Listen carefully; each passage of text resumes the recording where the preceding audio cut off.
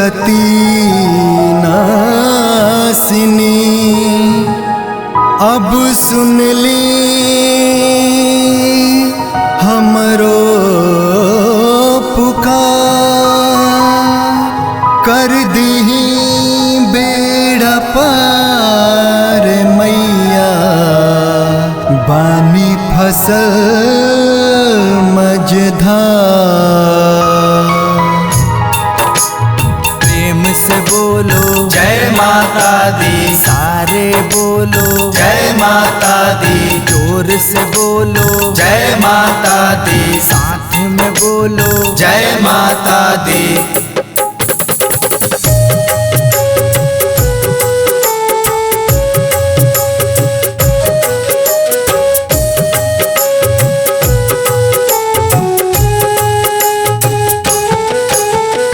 आइल बानी रउवे दरबार माँ, दर्शन दे दी बेटा के एक बार माँ। आइल बानी रउवे दरबार माँ, दर्शन दे दी बेटा के एक बार माँ।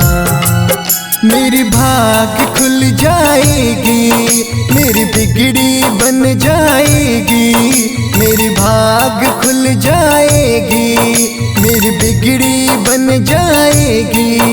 अब सुन ली ना पुकार माँ, आइल बानी रउवे दरबार माँ, दर्शन दे दी बेटा के एक बार माँ। आइल बानी रउवे दरबार माँ, दर्शन दे दी बेटा के एक बार माँ।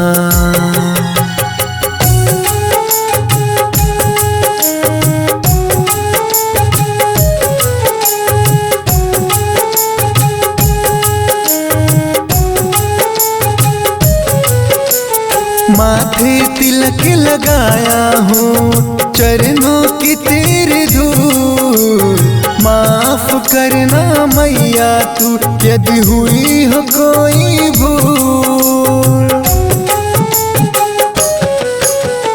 माथे तिलक लगाया हूँ, चरणों की तेरी धूल, माफ करना मैया तू यदि हुई हो कोई भूल। खोल दीना भाग्य के बंद के वाड़ माँ, दर्शन दे दी बेटा के एक बार माँ। आइल बानी रउवे दरबार माँ, दर्शन दे दी बेटा के एक बार माँ।